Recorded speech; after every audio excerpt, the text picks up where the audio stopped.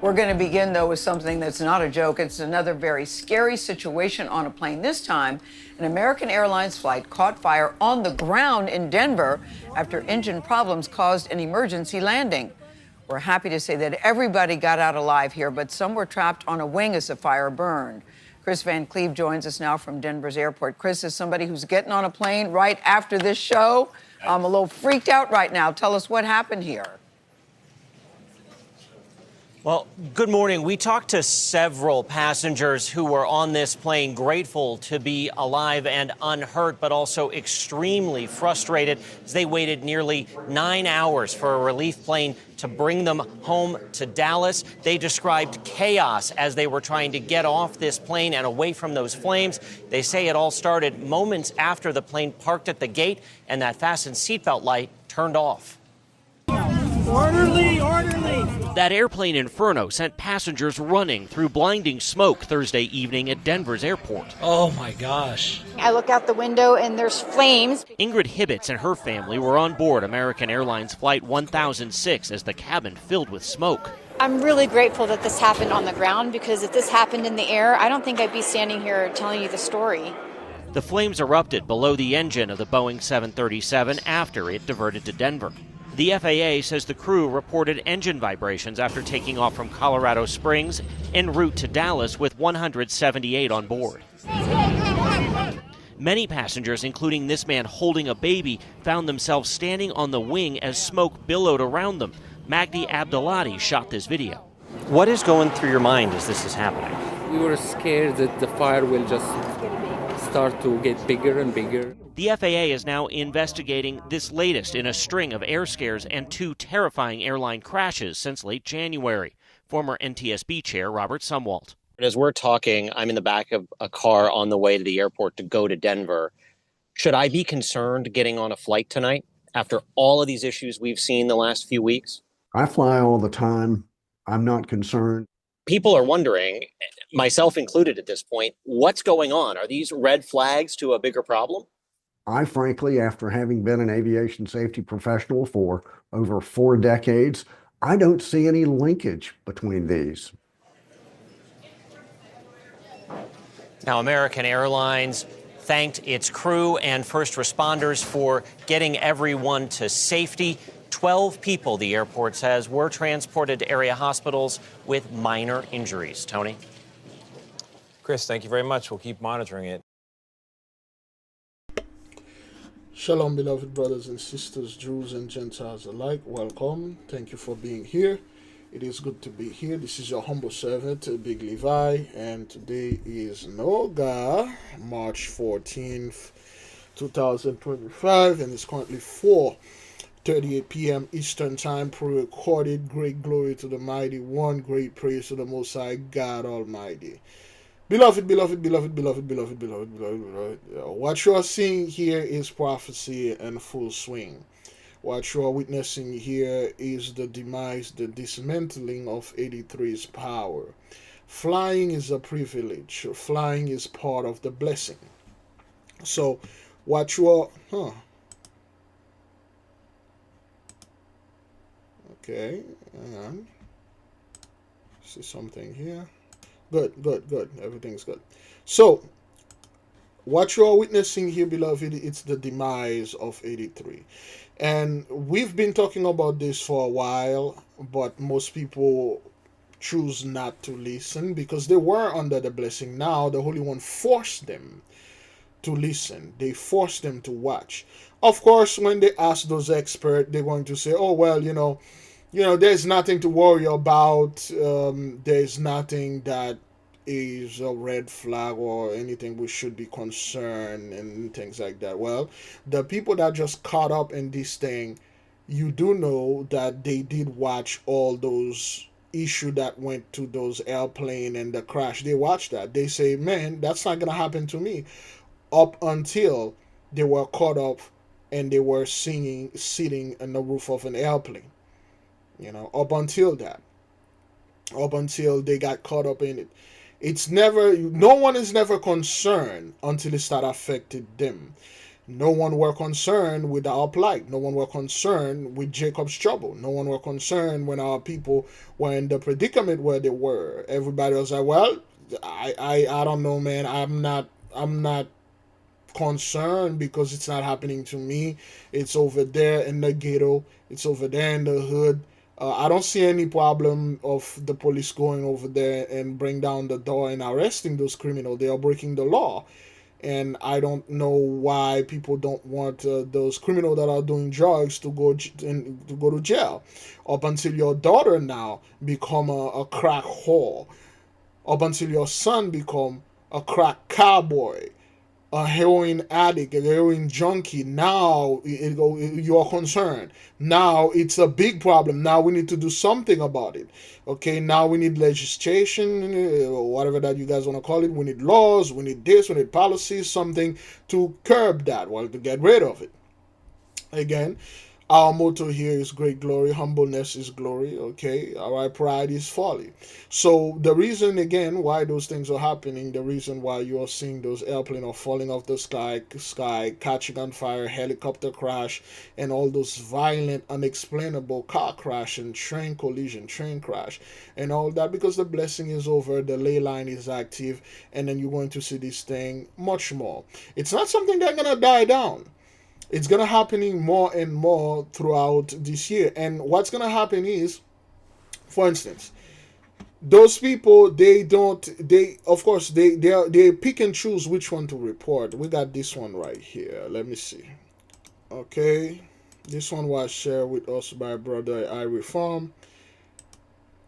Pirate Bay CEO die in plane crash. According to the New York Times, Carl Lundstrom, the heir to a Swedish crisp bread fortune who financed the Pirate Bay, a notorious file-sharing service that was popular in the mid-2000s, was killed on Monday in a small plane crash in Slovenia, according to Alternative for Sweden, the far-right party that he supported. Okay, New York Times usually... You know what? Let's see if we can get a video, because the news did not report on this at all. Let's see if we can get a video for this. I was seeking video the other day. It happened yesterday, but there were none.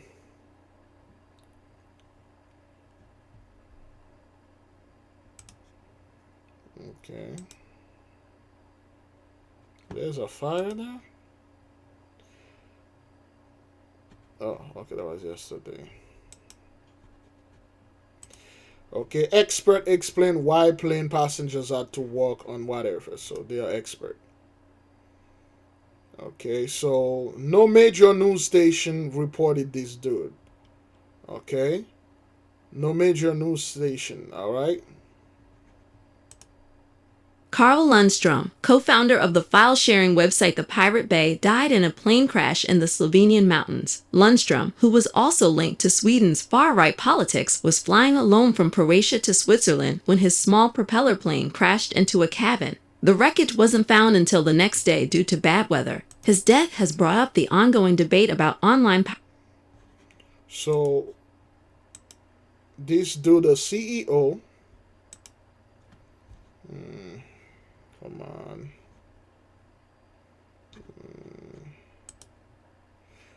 Okay, let's see New York Times if they're going to make us pay.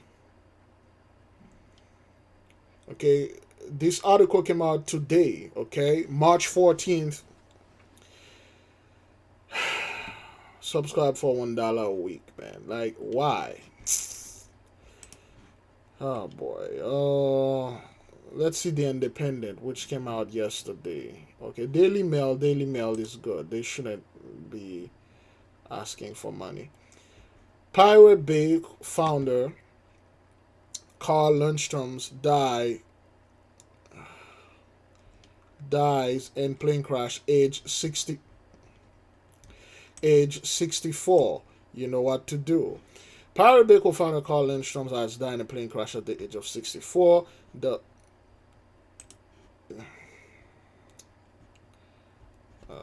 controversial Swedish businessman was killed when the small plane he was flying crashed in Slovenia, according to the Independent.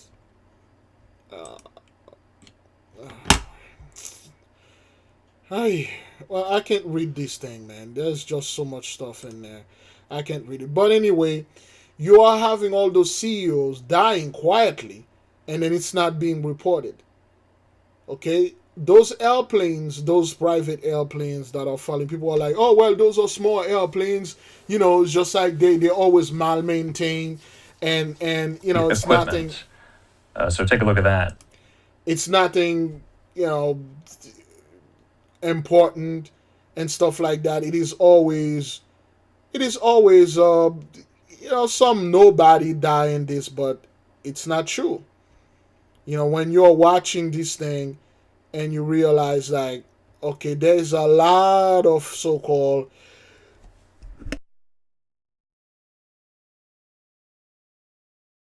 CEO guys that are dying in this thing, okay? They are dying in it. And there is nothing people can say concerning this stuff, okay? There's nothing they can say. They can't say, well, you know, he did this on purpose. That thing, this airplane crashed in a cabin in the middle of the mountain. Somebody could have been in this cabin, in this house or home, whatever that thing was. Somebody could have been there. But then again, people are acting out as if this has nothing to do with prophecy. This has nothing to do with their kings dying, and somewhat they're going to get raptured. They're going to do stuff. Talking about rapture. Pastor killed in bar, Houston. Okay, Ricky Floyd. Ricky Floyd, pastor, got killed. Okay, we need something that is recent. Okay, that is 22. This is recent. All right. At 5, the mother of Samantha Marion, the woman charged in connection to the shooting death of Pastor Ricky Floyd, is breaking her silence tonight on behalf of her daughter. She didn't want us to show her face, but she does want everyone to know that her heart goes out to the pastor's family, and her heart also breaks for her family to see her daughter behind bars. Things are calm in this Whitehaven neighborhood where Samantha Marion lives, a far cry from the chaos the night before, miles away here in South Memphis, where the 42-year-old was taken into custody and later charged in connection to the death of Pastor Ricky Floyd. Since being arrested, no one, except for family, has heard from Samantha, so we went to the family home. Samantha's mom answered at the McPherson Road home she shares with her daughter. Although a bit hesitant, she eventually opened the front door before opening up about the one moment that forever changed the lives of many. I'm sorry that there has been a death. I'm sorry for the family. While also voicing concerns for her child. This is not my daughter's character. And she was defending herself, and maybe in her mind was defending the two friends she was with. According to a police affidavit, Pastor Floyd became, quote, irate and aggressive towards all three. Her friends seen here embraced her. As one told detectives, she tried getting between Floyd and Samantha when it's alleged the pastor began walking towards the woman who would later allegedly fire that single fatal round. Anybody in any situation, when you become afraid, you become afraid. And fear, will drive you to that. And she had to be awfully scared. Samantha's mom, who was visibly upset, then lowered her head while putting her hand over her heart before delivering a message to her daughter, who she tells us is currently on suicide watch in jail. She needs to continue to have faith in God and know that we love her and we're praying for her. It's faith those who knew Pastor Floyd are also leaning on. We just gotta stay in prayer for each other. So there you go. Now those blassos, those pastors are being raptured.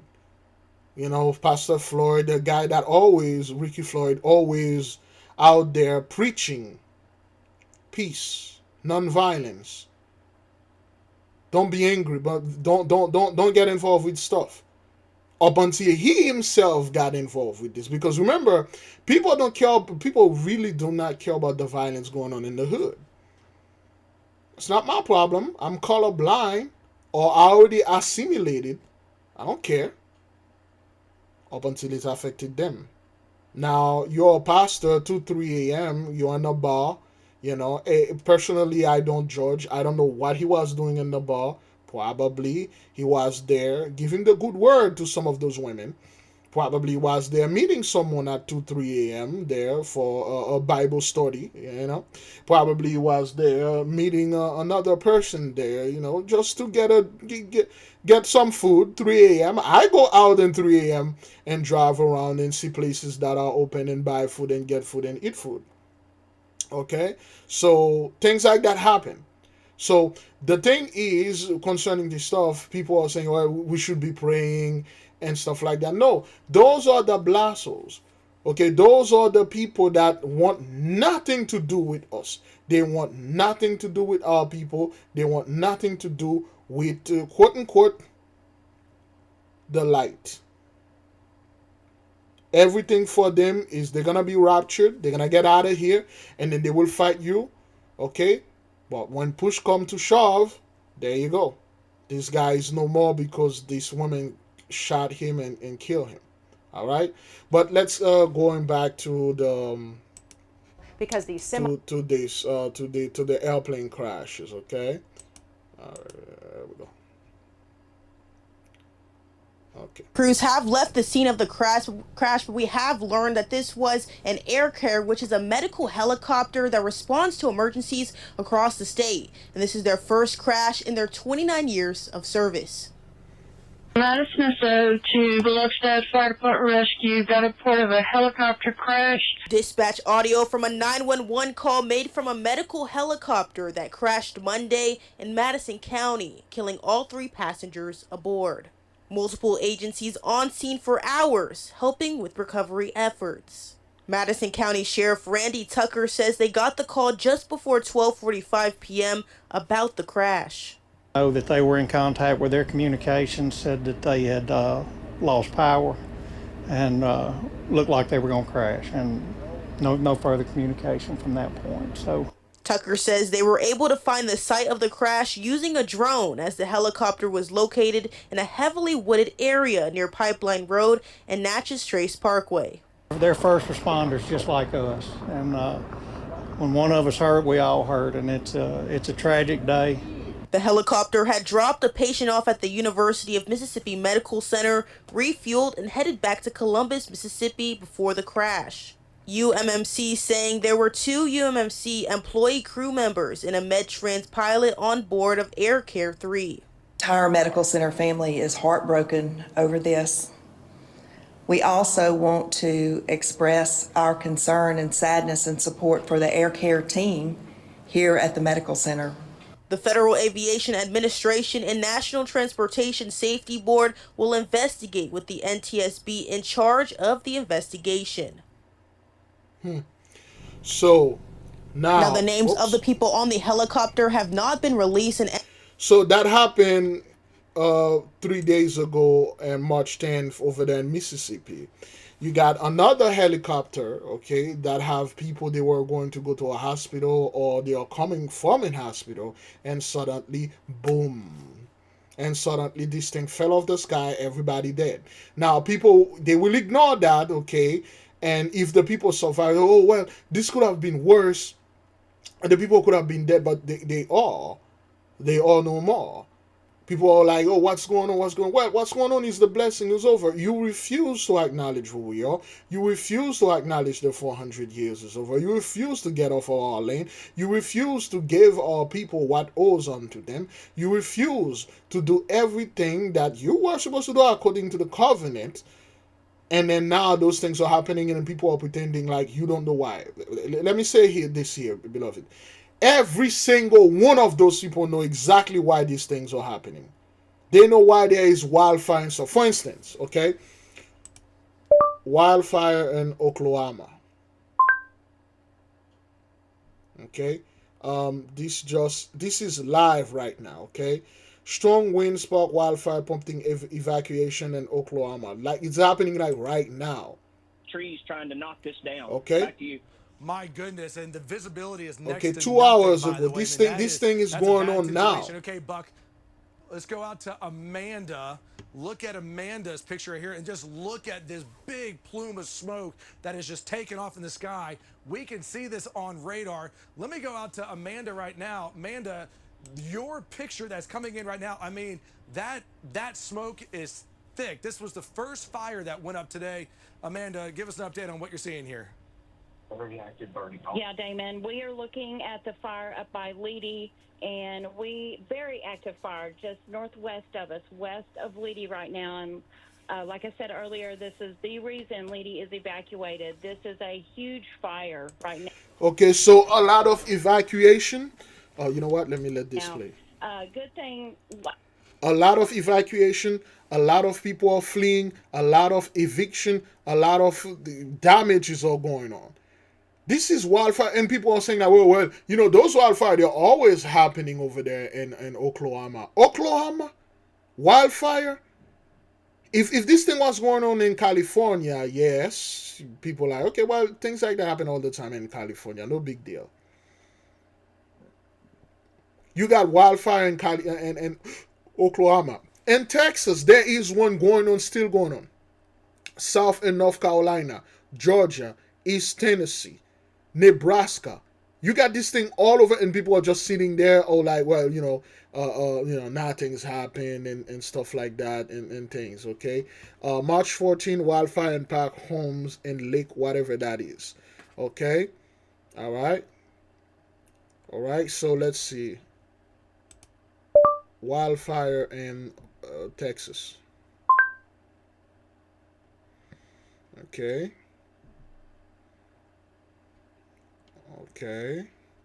See if I can get this one. Should be good. Weather day, because there's a lot that we need to be sort of on alert about throughout the day and into the evening. Yeah, absolutely. And avoid any activities that may cause a spark or a flame, because we're looking at those environmental conditions. They are favorable for the rapid growth of wildfires through the entire day today, and even as we continue into this upcoming week. So something to really keep in mind. Again, we have a high wind warning as well as a red flag warning in effect throughout the rest of the day today. So please do your part and maybe just stay indoors today. And it's going to be nasty and windy all day long. We're talking about wind gusts upwards of 65 miles per hour. So any flame that does flare up, it will be just able to move across the area extremely quickly. Relative humidity levels down into the teens. Okay, so that's a wildfire going on in Texas and happened 4 hours ago, and they are doing this thing over there. The wildfire threatened extreme part of North Texas. And North Texas, there's South Texas, East and West. It's everywhere. Don't be fooled. Again, this is the 10 plagues of the apocalypse of Abraham. And those people, they are aware of that, beloved, okay? This is plague number 2, fiery conflagration of the cities. And you're going to see much more fires. There's a one going on in Brooklyn that eliminated or devastated a building, a business plaza where a lot of stuff where they is just burning it out like it's crazy. The whole thing got burned down. You know, and people are just pretending they don't know why those things are happening. Well, they are happening. As you can see, those pastors are not coming out there try to explain this. In fact, those pastors are dying. Okay, they are hiding behind their little computers and then make little comments on TikTok and, not really get involved with this. Keep telling the people the same bull, like crystal is witchcraft. Looking at the heaven, the stars, the blood moon that we have today is witchcraft. You're going to go to hell. You're going to die. Bringing the same old garbage fear onto the people.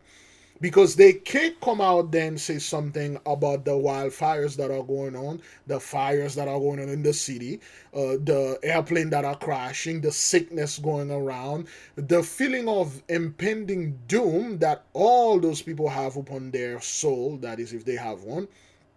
Okay, those unanimated people, unanimated souls, they can't come out there and say this. So we have to go out there and tell our people, great glory, be at peace, there'll be no Jacob's trouble. When you're watching these things, beloved, you're watching the airplane crashes and the fear, the demise, the despair in the face of 83.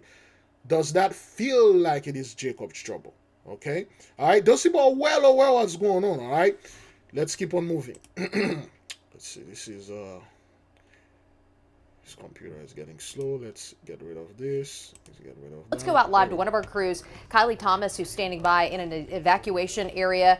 This is Southeast 74th and Hiawassee. Kylie, show us your picture and what you're saying. Yeah, right now we just pulled in as fire crews pulled up to this tree. As you can see, it's in between this power line and it actually caused a small spark. You can see some of the branches have collapsed and now have fallen on the ground. We're here as fire crews. We're wetting this area and now they're cleaning up, but this has caused a small backup here on Hiawassee.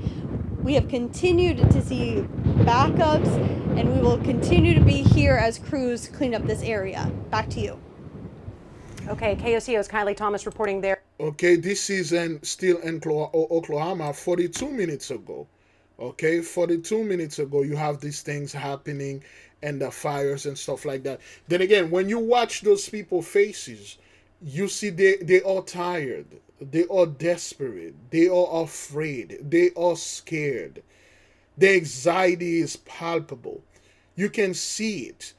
They know they can't get out of this, and they're not going to get out of this thing. And this is something they're going to go out on his own like, woof. Remember 2025 when we were having all those wildfires and airplane crashes thing? 2026 now, we good. The economy is doing well. America is great again. The manufacturing jobs are back, and everybody's making million and still ignoring us, ignoring our plight. It ain't going to happen, man. It ain't gonna happen. At one point, they will shut down the internet because too many things gonna get out. Too many things gonna get out. Then they will shut it down, and then try to see if things will slow down so they can come back, put it back. So, oh well, that was Russian hacker. That was Russian this. It won't work. Let's keep on moving. From Fox 19 Now, this is a breaking news alert. Breaking this morning, we're following a major fire out of Covington where at least 2 homes have been damaged. Thanks for waking up with us at 5 o'clock. I'm Dan Wells. I'm Amber Jayons, and right now Taylor Davis is on the scene. So Taylor, what are you seeing so far this morning? So right now the scene is still very active, and it has been since about 1:45. This is here on Parkway Avenue in Covington. But I want to show you where this fire started. It first started at that first home right there, and it spread to the second home, according to Covington Deputy Chief. Now this road has been blocked off for hours here. There's definitely remnants of that fire. You can smell it in the air if you are in this area. You're taking a look at that video when that first home was on fire, when firefighters arrived here. Now next door, we learned a family of 5 and their... What? Really? Just like that? Well, anyway. So the fires, which is plague number 2 right here, okay, they are becoming much more common and much more violent, and regular water or regular things and devices cannot put them down. Let me see this one. This is Florida. This is Southwest Miami. Let me see when that thing happened. Right now, a large brush fire continues burning in Southwest Miami-Dade. Sky 10 flying live over the scene right now as firefighters still work to get it under control this morning. This is Florida, okay? This is Southwest Florida. Is that what that is? Southwest Miami-Dade, Florida, okay? March 14th, it's been about... one comment, crazy, why? It's been about 7 hours. There's a bush fire in Miami, okay? The fire, it started yesterday afternoon in the area of Southwest 117th Avenue and 344th Street. This is near Homestead. And at last check, The fire is about 700 acres and only 60% contained.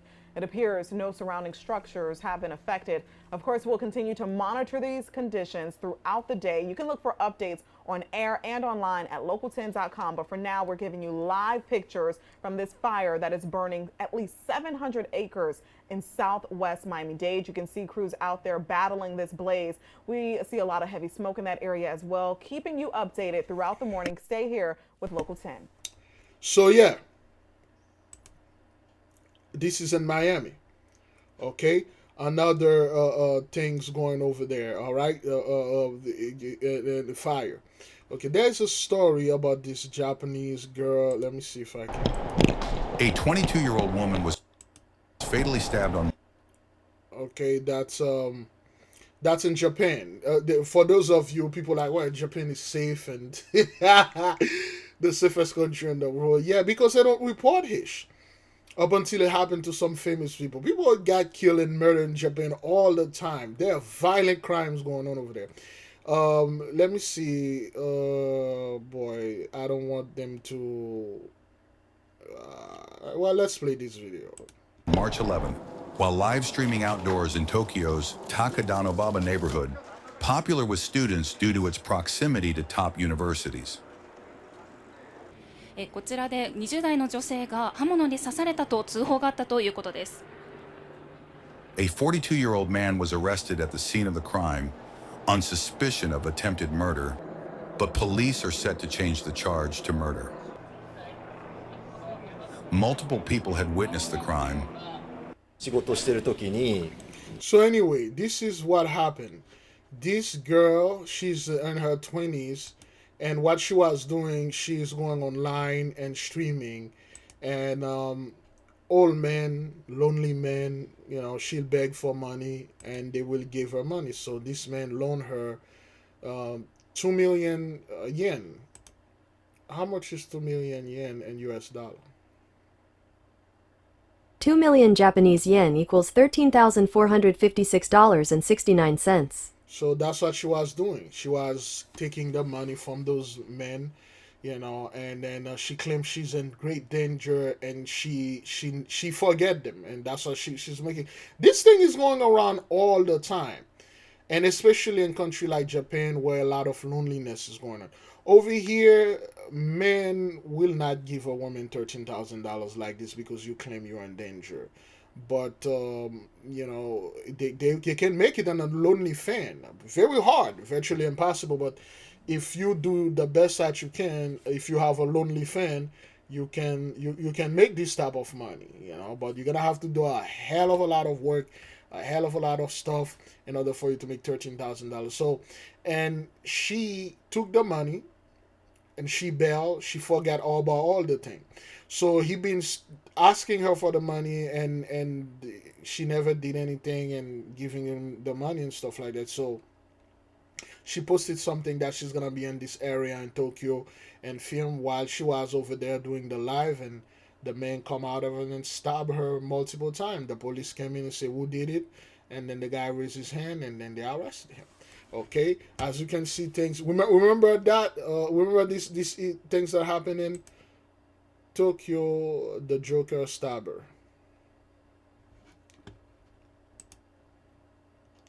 Well, hang on. Remember that?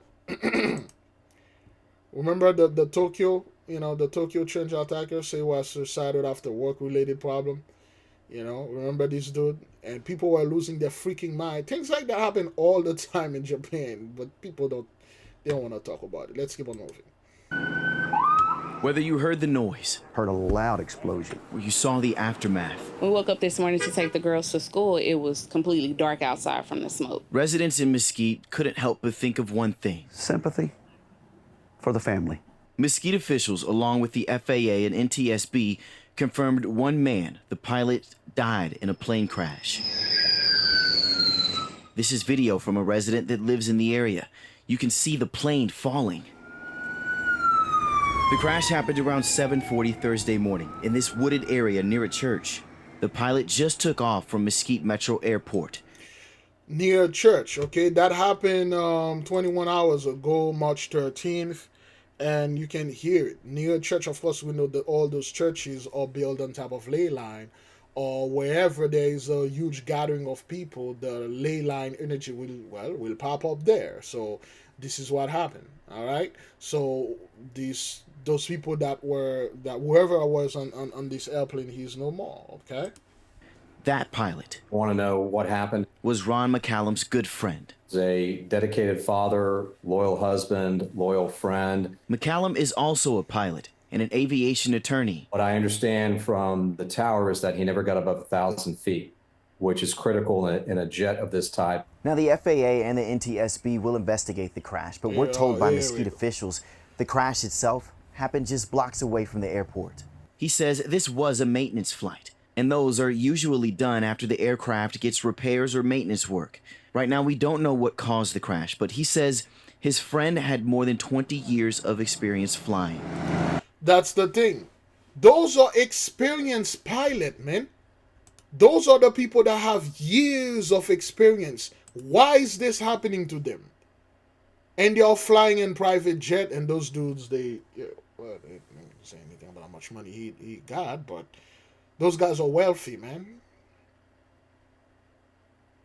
But they are dying because the blessing is done. Many people, especially 83, they failed to recognize that the blessing was just only the getting the best money or the best part of the land and stuff. The blessing involved a lot of micro things that you didn't know about. Fertility, DNTs, the ability to enjoy them. Okay, the oasis, to enjoy this, to just sit there. The oasis is there, but you cannot enjoy it. You'll go try to lie down there, get a little water and stuff. You'll get stung by a scorpion, poisonous snakes. There's crocodiles and saltwater crocodile in the water. Lions and all those beasts all around. You can get there, but you ain't gonna enjoy it. At one point, if you try to force your way, you're going to die. No homes or buildings were damaged, and no one else was injured. I don't have words for that other than he was thinking about others before self. That's how he wants his friend to be remembered. In Mesquite, I'm Richard Solomon. So, all right. So this is in Texas, Mesquite. All right, North Texas. There is a plane crash, wildfire going on. It's every freaking where, and people are acting as if nothing's going on. All right, let's watch this again. Semis are blown over, also power lines. So if we have our trooper with us, Eric Foster. Eric, are you able to hear me? It's Abby. Yes, ma'am. All right, Trooper, we appreciate your time. Trooper Eric Foster here with us. I know you were on the scene. Justice was I-40 eastbound in Garth Brooks. Several semis rolled over. Where are you exactly right now, Eric, and what are you seeing? We're sitting I-40 at Garth Brooks, both eastbound and westbound. This elevated bridge going over Garth Brooks has created kind of a wind tunnel, and we've had several rollovers, semi-rollovers here. We're working run right now that's eastbound, blocking all of eastbound lanes. So it is closed, leaking fuel. So we're working on that one. And then we have one on the westbound, actually two on the westbound side, and it's blocking 2 lanes. And so we're working on getting those. Really, the problem that we have is with this wind, it's hard to get these semis back on their wheels. As you can see in our previous videos during the fast, the dust storm is so thick, is so hard, is so violent that those folks can't see anything, and then they are running into wreckage. Again, it's only going to get worse. It's only going to get worse. People just sit there. They don't say, "Hey, Shabbat Palisade." People don't say anything what happened to all those millionaire, billionaires, all their home are burned down. And now the mudslide is just destroying whatever remaining that were over there. Everybody's cool. Everybody don't see shut the fuck up. No one's come out there and try to explain unto us They can explain neither unto us, neither unto them. No one is coming over there and make videos and prove that everything that we are saying is false, or come up with proof that we are not the children of light, coming with proof that the Bible or whatever isn't real, or we are trying to steal other people culture. Everybody's silent. And then while you have things like that happening, to roll them over. So we're a lot of times we're just going to drag you to the shoulder and try to get traffic moving again. But this wind is really causing some problems for these higher profile vehicles. Jessica Shambach here. So I know visibility clearly is a big issue right now, down to one car length. You guys were reporting some injuries because of a multi-vehicle crash because of the visibility. So how is that playing into it for drivers today with the wind kicking up all this dust, and it's hard to see on the roads? It is. Outside of the metro areas, it's really bad. I was down in Lawton earlier today. When that wind was coming to the north, it was really causing some problems on I-44. But right now in the metro, inside the city, we're not having terrible problems with visibility. It's really those high wind gusts going from south to north. And so these east and west roadways are really being affected, and especially as they cross bridges and they get elevated. And so that's really the reason, the things that we're seeing right now.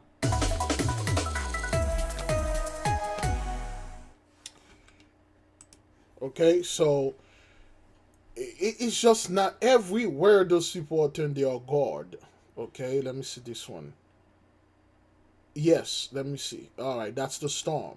And we're going to turn now to the massive cross-country storm on the move this morning. Millions are on alert for severe weather from the Midwest to the deep south to the East Coast. Of course, Ginger's tracking it all for us. Good morning, Ginger. Yeah, the Storm Prediction Center, Michael, is telling us that they see nearly historic wildfire conditions today ahead of the severe weather outbreak. But really, winds 60 plus miles per hour from Chicago back to New Mexico. So they are dealing with wildfires. They are dealing with extreme weathers. They are dealing with airplane crash. They are dealing with a war, wherever this war is going on. They are dealing with anxiety and panic attack and all that. How are you sitting there and then saying, well, this is Jacob's trouble? Well, this is, get ready. Jacob's trouble. Oh, man, Jacob's trouble is like gonna come out. You better, Jacob, it's a trouble. They are doing this because of Jacob's trouble. They are doing this so they can try their weather machine, and then they will use it on the hood and get the fuck out of here. New Mexico, and again, significant tornadoes through this weekend. This morning, the same storm that forced high water rescues and a Southern California tornado is now targeting the rest of the nation. In Pico Rivera, just southeast of Los Angeles, it was an EF0 tornado that took out power lines and trees. Chaotic video capturing the power flashes. After 1 to 2+ inches of rain fell fast, an emergency water rescue in San Juan Capistrano. Firefighters helping a man who was clinging to a tree, his vehicle stuck in a creek full of rushing water. Multiple mudslides trapping cars in feet of mud, leaving drivers stranded. Huge trees taken out from the Bay Area all the way to Los Angeles County. This morning, the same storm is dropping snow in the southern Rockies, a severe weather outbreak on tap this weekend. And it all starts this afternoon through tonight. The worst of it is going to happen. So we are talking about tornadoes, beloved, in LA. Tornado touchdown in LA.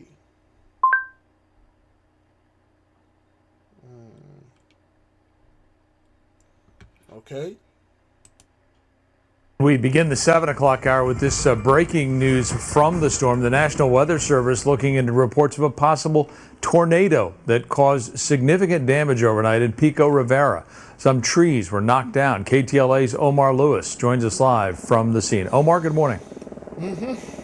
Good morning. Yeah, those powerful winds tore through this neighborhood here in Pico Rivera. We are on Underwood Street right now. Want to show you the scene behind us here. As you can see, those downed limbs, power lines, trees also impacted in this area. There are crews hard at work right now trying to get everything back to normal after this unconfirmed tornado tore through this area right around 3 o'clock this morning. Just down the street is a car with the windshield smashed in because of those powerful winds as well. I want to bring in the Macias family who has lived here your entire lives. Tell us about what you experienced overnight, and thank you so much for joining us. Oh, no problem. So the first thing I heard was like, it sounded like hail, big hail just coming down. So that's what made me get up, and I looked outside, and when I looked, there was lightning, and the wind was just like, it sounded like a swooshing sound. Yeah. And it was just like everything was like spinning and, you know, and stuff. And so we were looking, we came out to the front, and by the time we came out to the front, it had calmed down, and it was like nothing ever happened. It was like complete silence because our windows were vibrating. It just was very loud. Okay, so I'm not quite sure where Pico Rivera is. Let's see if it's in LA. Where is Pico Rivera? Here's a map of Pico Rivera, California. Okay, it's in LA because this is East Los Angeles and this is Pico Rivera. A tornado, beloved, in LA, Los Angeles, and wildfire is in Oklahoma. And look, okay, this is the irony, okay? Let me ask our trusty AI right here. Tell us about when you came outside to actually see what was going on here, what did you all see? We just saw, it just looked like... Let's ask our trusty AI. Can you tell me a list of 5 states that are prone to have tornadoes and 5 states that are prone to have wildfires, please? Sure. For tornadoes, some of the most tornado-prone states are Texas, Kansas, Oklahoma, Nebraska, and South Dakota. For wildfires, California, Texas, Colorado, Arizona, and Oregon are typically high risk. These lists can vary based on specific conditions each year, but those states are often at the top. Okay, now I want to take 2 states, Oklahoma and California. How often it is in California for a tornado to happen in there, and places such as Los Angeles, and how often it is in Oklahoma for wildfire to happen? Is that pretty common? Tornadoes are quite rare in California, especially in Los Angeles. The state sees a few small tornadoes each year, but they're typically less intense than those in Tornado Alley. On the other hand, Oklahoma experiences frequent wildfires, but the scale and frequency can vary based on weather conditions. California, though, is well known for its wildfire risk, especially during dry seasons, and the danger is more consistent across the state. Thank you. You're welcome. So, this is the irony, beloved. You got tornado that's supposed to happen in Tornado Alley, like Oklahoma, is happening in LA. You got wildfire that's supposed to happen in California, it's happening in Oklahoma. And people are sitting there and pretending everything is doing well, everything is doing good. You know, gang, they get about to rapture. This is Jacob's trouble and stuff like that. For instance, tornado touchdown in Florida. Okay, that's okay. This is what happened. Right here, just southwest of I-4, 2 miles southwest of I-4. And I'm continuing to look at those cameras there. That I-4 cam, yeah, let's turn it west. That's good. Turn it west so you can see it's going through the tower. Look on the bottom right-hand part of your screen. Keep going left. Keep going left. Okay, this is in Florida, all right? Live. That was 4 days ago, okay? Live, all right? And keep going. And if we can bring that full, okay, and stop it right there. Stop, stop, stop, and pull it out. Do you see that area where the rain, see that? That could be it, guys.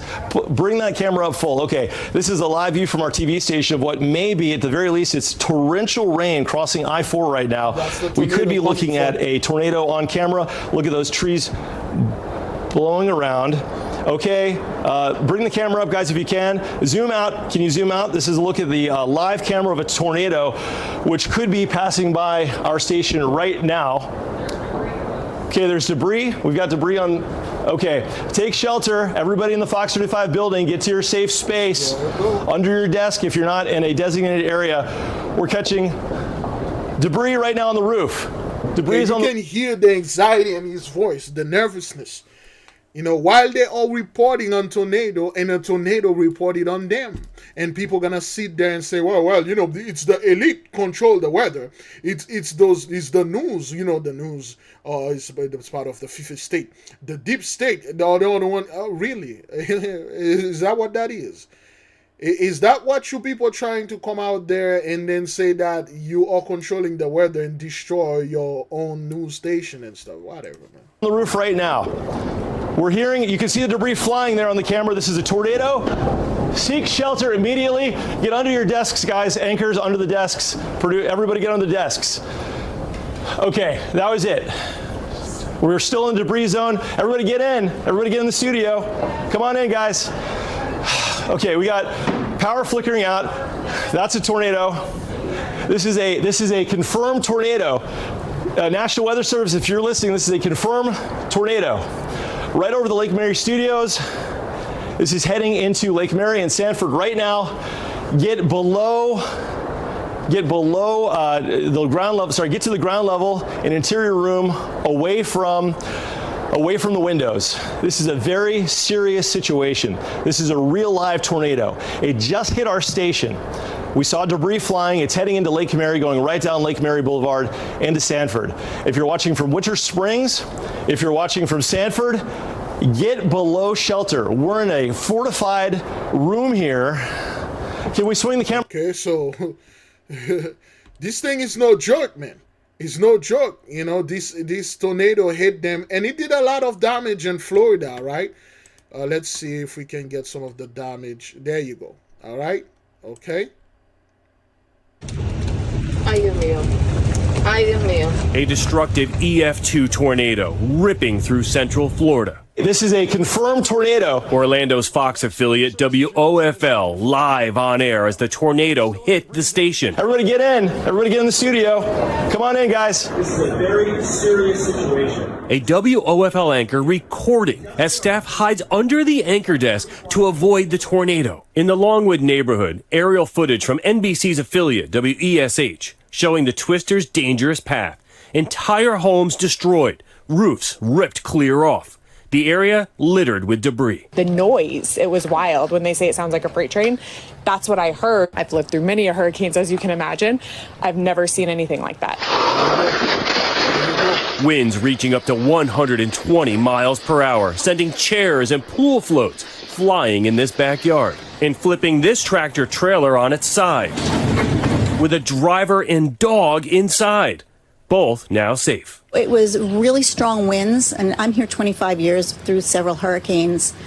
This was a wind that sounded different. So far, no word. Because it is different. Because those things are supernatural. Remember, when you are in Florida, or in a place like Orlando or wherever in Florida, you are preparing for hurricane, which is hurricane season. Hurricane season is not even there yet, which is going to be on June 1st. Hurricane season will begin. Probably another 2 more months, going on in June and stuff like that. So you are not preparing against tornadoes. And then out of nowhere, a freaking tornado hits you while you are in the newsroom, reporting the news. Do the best that you can do, and this thing hated you. This isn't something you can prepare for. This isn't something you can get rid of or get away from. This is straight up judgment. And so-called 83 do not have the power to do this to their own. No man on earth, except for our people, have the power to control the weather. Or people are saying, well, it is the Mosai using their technology to control the weather through them. We keep telling you, the Holy One doesn't need another man to satisfy his wife for him. He doesn't need another dude to come over there and then do stuff to her. Nah, he's well capable of doing her, playing with her, and satisfy her. Thank you very much.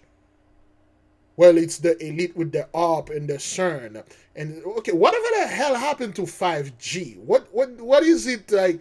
Why you people stop talking about 5G? I barely heard anything concerning CERN or HARP anymore. I don't hear those things anymore. Maybe because I'm not too well involved and invested in conspiracy theories, but I have not heard those people coming out there and talking about 5G is causing this, the ARP is causing it, and CERN is causing this, and then DEW, I haven't heard any of you guys coming over there trying to convince us, hey, we are doing this, the elite, we are in control, yada yada, none of this bull. This thing is everywhere. Let's keep on moving. Well, anyway, why is this thing is happening? What seems to be the issue? Well, Genesis 15, verse 13, and he said unto Abram, know of a surety that thy seed shall be a stranger, and a land that is not theirs, and shall serve them, and they shall afflict them for 100 years. Yes, indeed, 16:19.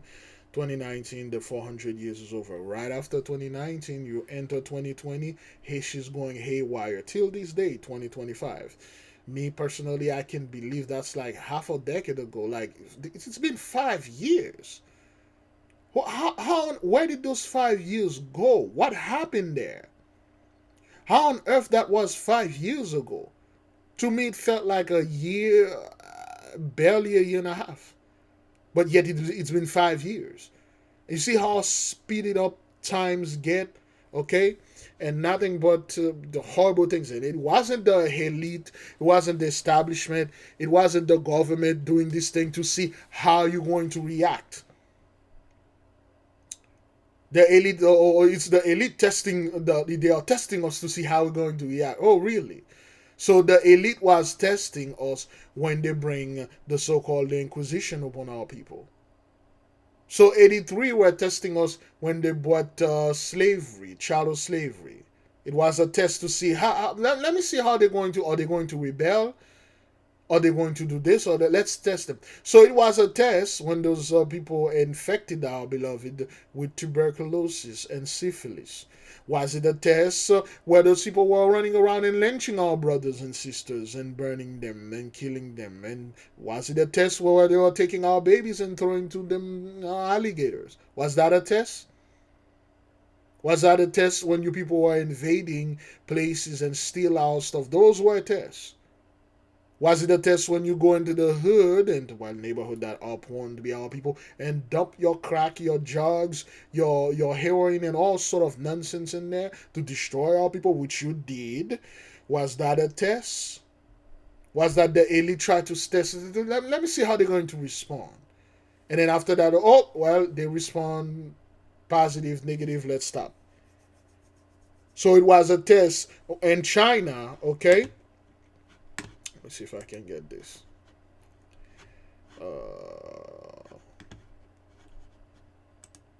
Chinese population decline. Okay. They kind of like. Okay, those. Well, there you go. There you go. 12 days ago. No, she has a video that is a day ago. I was just watching it. Okay. All right. So they. Oops. Population. Okay. People are discovering the truth of this stuff in China. Real population. Okay. This came out a day ago. All right. So there are a specific. There you go. We will play. We'll get right there. You know. Let's listen to some of the video right here. 兄弟们，我现在到上海，你看上海现在的人特别。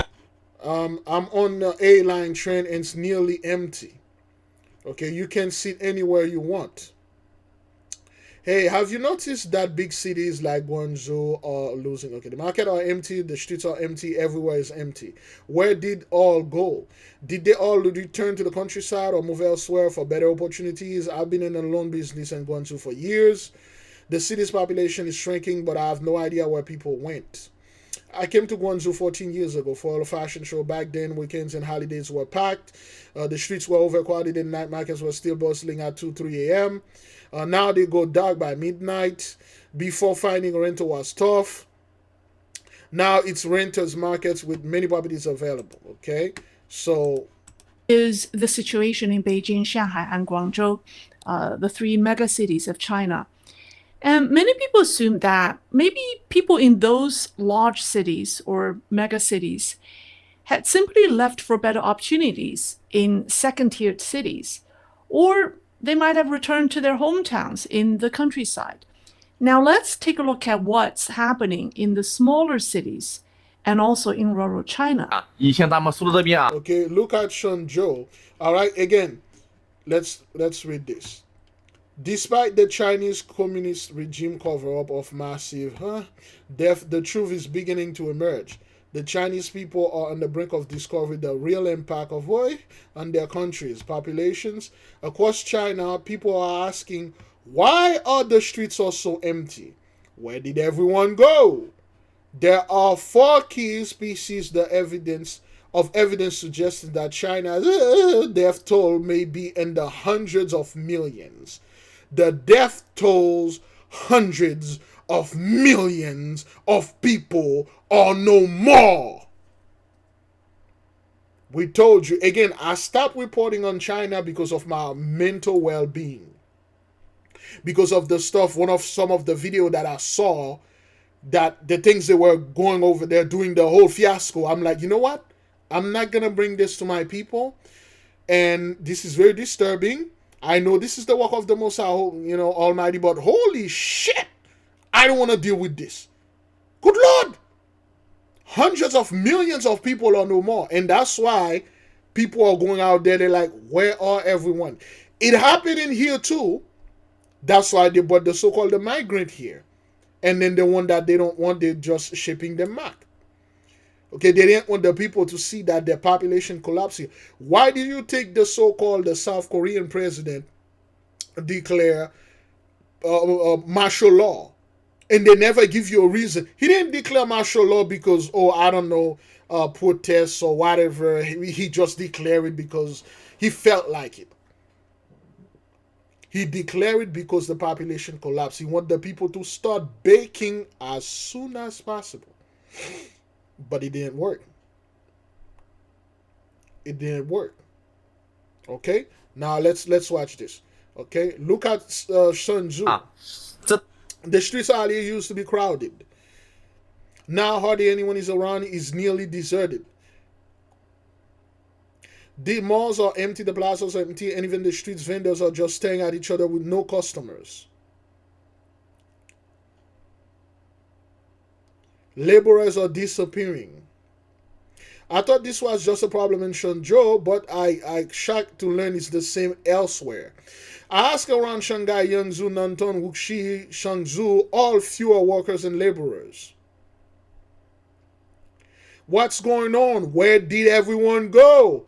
Hey, a country of 1.4 billion people, a city like Jinan with a population of 9, and yet the streets are empty.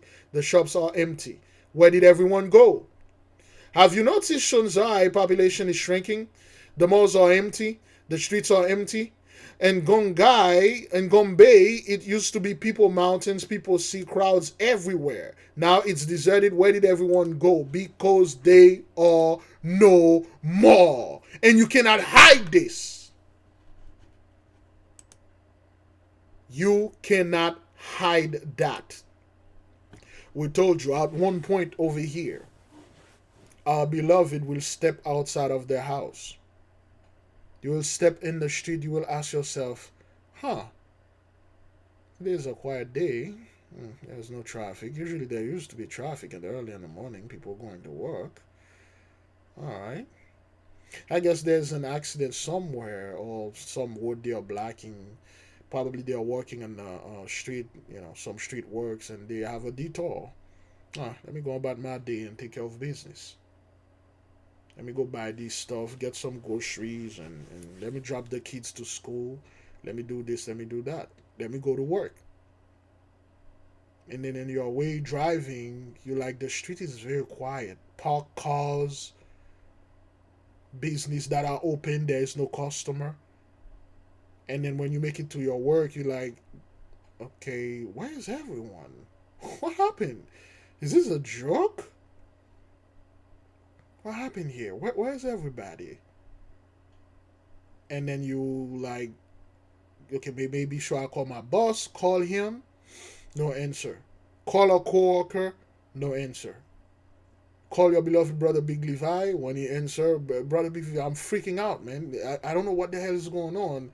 Trying to get to work, but there's nobody there. Are you experiencing the same thing? Well, yeah, there's nobody where I'm at to. What happened? I don't know. Where did everybody go?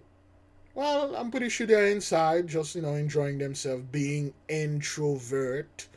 Because that's how people are going to explain this. Oh, well, the Chinese over there, this is the new thing, the new wave, nigga. They are introvert. We introverted right here, son. You got a population of 1.4 billion people. You got hundreds of millions of them staying home, staying inside because it's cool to do this. Gang, nigga, what's up?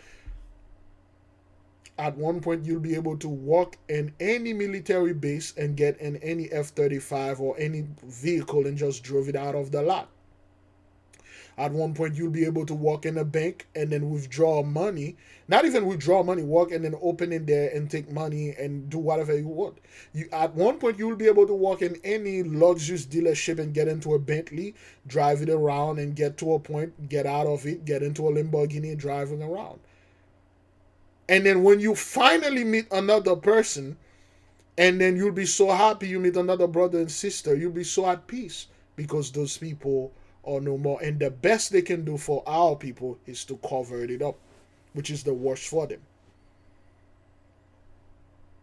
It's going on worldwide. Okay, so highly recommend this Lay's Real Talk. All right, she's been covering a lot of stuff in China. Okay, a lot of things. We've been following her for years. She got good ish. All right, so great glory. Let's get how long we are into this. Oh, good Lord. All right, let's see. Big Levi, the Sacrament album. There you go. For those of you who may not know, we have the Sacrament album. You can go buy it on Amazon, iTunes, listen it to you can listen it to and the earthquake that happened today in the Caribbean. Thank you. Okay, there is a link in there. You can get it on Amazon. Okay, usually it does that. I don't know why. And when you click it another time, and then it brought you to the place, so you're gonna have to click it twice. Don't know why he does this. Okay, you can get the Sacrament there. Okay, and you can get it on iTunes. This is Spotify.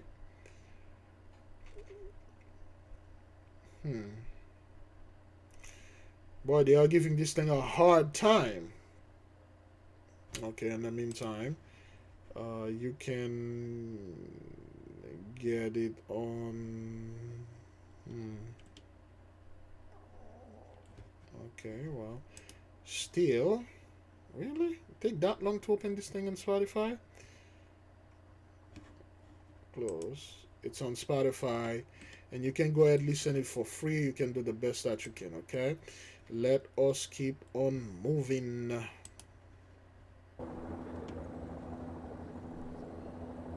Good morning. It's 8:56. I'm Tessa DiTiro here live in Portage County. We are off of the scene near the Mogador Reservoir, where crews are searching that body of water after reports of a helicopter crash.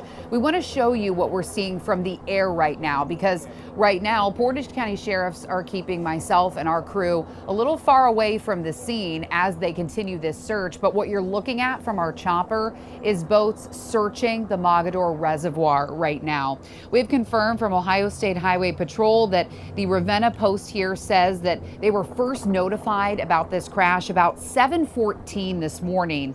They say that Portage County sheriffs responded immediately to this area. We're off State Route 43, off Sunnybrook and Saks. This area is shut down this morning as this search continues, and we will continue to bring you the very latest. But Trent, I'm going to send it over to you.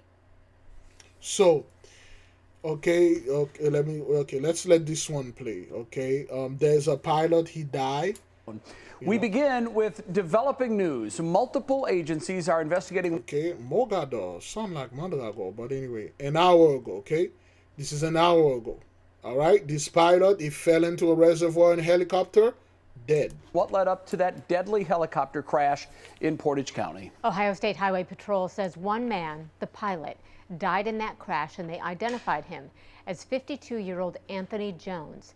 Now, Annabelle Childers is live now near that crash site. Annabelle, what are you learning right now? Yeah, we are here at the Mogador Reservoir, which is where that helicopter crashed. Today I spoke with a witness who says he watched all of this unfold from his fishing boat, that he felt helpless, that he wanted to do something. But very quickly it became clear this was not going to be a rescue operation. Instead, it was a recovery mission. Just after 7 this morning came a frantic call for help. 911, what's the location of your emergency? Hey, I'm at Mogador, and I just seen a helicopter go into the water. It just fell in the water. That's the Wow. voice of Kenny McSwain, fishing out on the Mogador Reservoir when he saw a helicopter crest over the trees and hit a power line. Will you explain what was going through your mind when all of a sudden you see that helicopter go into the water? I was panicking because I knew somebody was in that helicopter and stuff like that. And at the same time, it made me feel sad because of the fact that there wasn't nothing I can do but try to call for help and stuff. The call first came. And that's it. There's nothing you can do. You know, we told people you will see the destruction. You will witness it. Some of you would want to help. You would be unable to do so. There's nothing you could have done. And some people are like, oh man, I wish I blame myself. I could have saved them. I could have done this. I could have done that. You couldn't. It's not up to you. Though our people are filled with empathy, a lot of sympathy, but it won't work. None of this can override the curse that is upon those people. It's not going to work. Came into the Suffield Township Fire Department, but the response rapidly grew. Using drones, crews spotted oil rising to the water's surface in a 22-foot deep portion of the reservoir, and divers began their search. From the information that we had gathered from other agencies, we believe that there was only one person in the helicopter. Around 2.5 hours after the helicopter went down, the divers recovered the body of the pilot. We have identified the lone victim as Anthony Jones, 52 years of age, out of North Royalton, Ohio. A painful discovery. This fellow is 52 years old. And one that leaves a lot of unanswered questions. Ohio State Highway Patrol, the agency leading the investigation, confirms the plane flew out of the Medina airport, but they're not sure where it was going. Okay, well, you guys say in helicopter, now you say the plane. Is that what she said? Agency leading the investigation confirms the plane flew out of the Medina airport, but it says it's in a helicopter. What the hell is going on? Is it a helicopter or a plane? I'm very confused here. Let's see. Okay. One body has been recovered after a helicopter crashed into the Mogador Reservoir after it hit a high tension wires. What? Or did it hit the ley line? I don't know what people are saying about this, man. Okay, but anyway, she said a plane. Ohio State Highway Patrol, the agency leading the investigation, confirms the plane flew out of the Medina airport, but they're not sure where it was going. And they say it's tough to analyze what the pilot did or didn't see at the time of the crash. Obviously, the time of the crash, it is right there at dawn time. The exact lighting conditions, I don't know at this time. State Patrol says the investigation is only beginning in partnership with the FAA and National Transportation Safety Board. The EPA and Portage County hazmat team are cleaning the fuel and oil out of the water. And witnesses like Kenny McSwain are left processing the weight of what they saw. It's sad. That's gonna stick with me for like a long time with that. Now, we did learn today that Jones was an Army veteran. We also learned that Jones' wife recently died from cancer. Her visitation was supposed to be tonight. It has since been postponed, but just such a heartbreaking time for this family to do. Now, let's stick here for a little moment. Let's have a little dialogue here. You got this gentleman, Army veteran, served his country, good old boys, and did everything he could for his country. Recently, he lost his wife. She died of cancer or whatever. And then now he died in a helicopter accident. So those are the two people that are no more, okay? And the census, they will not put none of that. They will put those two people are still living, kicking it well. This man, he's still traveling in his helicopter or airplane, whatever that thing was. And the wife is still good, and she's having many children out there. And hell, she's making much more money than the husband. See, things like that, they will not report it. And those two people, they had loved ones, whether it was family or strangers, or the people that see them, or the people that work with them. This fellow that used this helicopter, he usually pay for fuel. Wherever airport he went to, there's a fee. People know him there. He may not be popular or sitting well with them, but he bring money there. So when you have those people being no more, then those folks lose business. There's one more person they don't see. For instance, excuse me, in 2017, when I moved to this brand new apartment, and there were two people that were there, two elderly folk. There was a little lady. She was in her 80s or 90s. Nice little lady. She's on the wheelchair. She used to stay on the first floor. And every time she saw me and my daughter, she loved my daughter. My daughter was about 3 years old back then. And she always said, oh, she looked like her daddy and stuff like that. She always tell us, to love our family and taking care of. And there was a gentleman. He was on the second floor. Great guy. Loved the guy. Always trying to help. Always offering his help. He was in his 70s, so to speak. And the first thing I believe, the little lady down there in the wheelchair, she was no more. Now, what happened is she got sick. They were sick. What used to happen is the parking lot it's not that big, and with her and the fellow parking the car there, they always park in the handicap spot, because that's where, because they are seniors and they had issue. So now the moment when those two people, well, first the little lady passed away, it was tragic, and my mother, the family, they got a little sad, and we talked to the people out there and condolences and all that stuff. It's good. What I noticed, that this parking lot was empty. With the one of the spot for the handicap was empty. And sometimes we park there overnight because there is no parking. Okay. And then a few months later, the little gentleman ended up, he died. And his son has to come from all the way from Brooklyn to come over there. And they gave us a lot of his stuff that he owned. And he could not take them back to Brooklyn. And we have to take those things that he owned. Nice stuff that he had.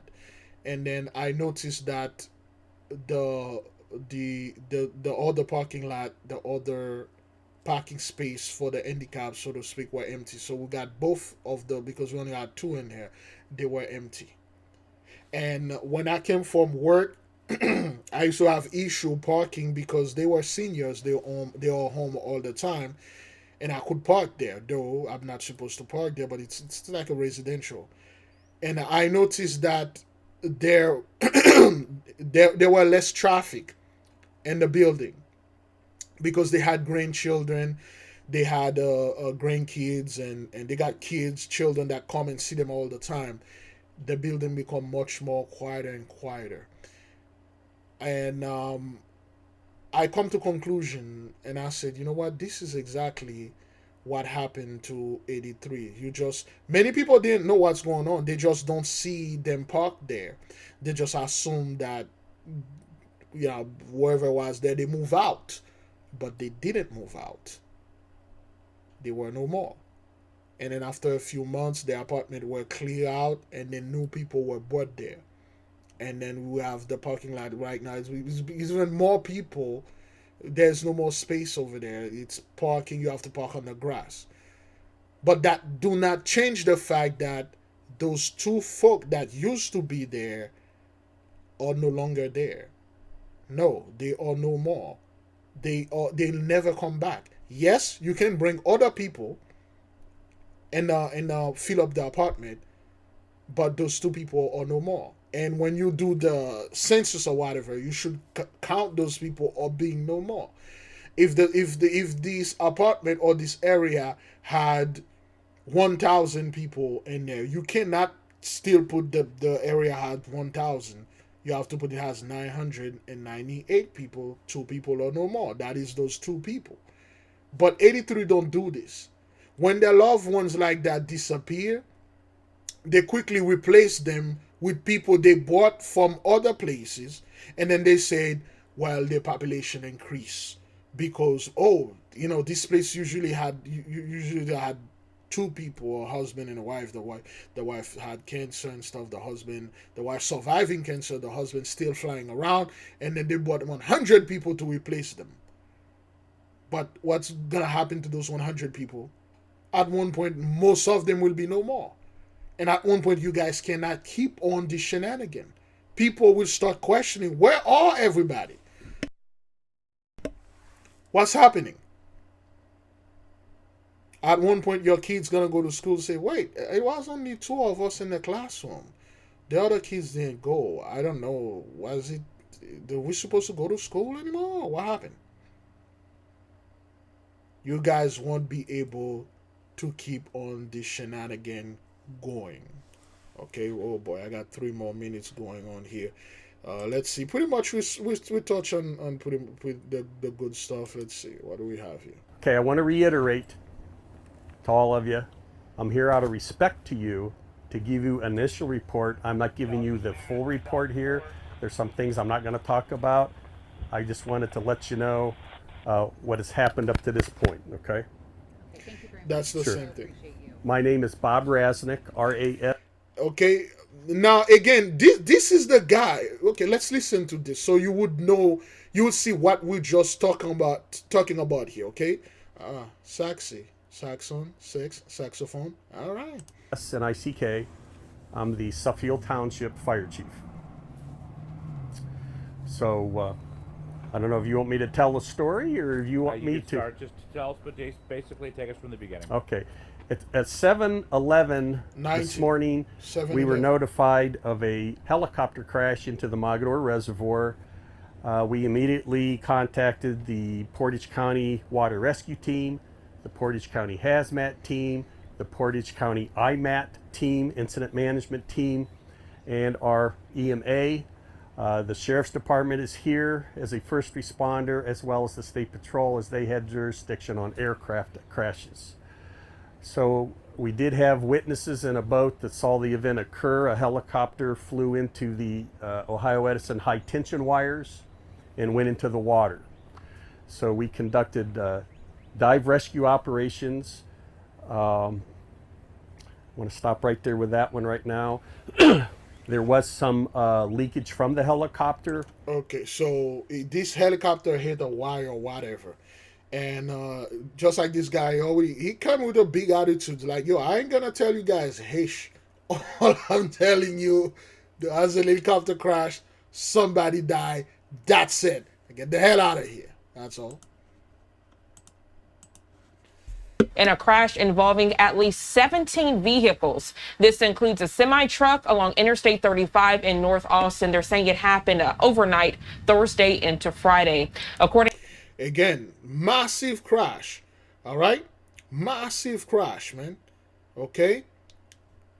All right? 5 people dead, 11 injured, 17. Oh, boy, it's going to be 6. My phone going to ring. And I think I'm going to... There we go. Oh, boy. Okay. All right, beloved. I have to stop right there. But nonetheless, you see the thing. You see all that's going on. There we go. Oh, I didn't play this thing in the beginning. I just put this down. But anyway, you just watch this, okay? You watch how the ley lines, how 83 is in disarray, how the blessing is over. Be at peace. There'll be no Jacob's trouble.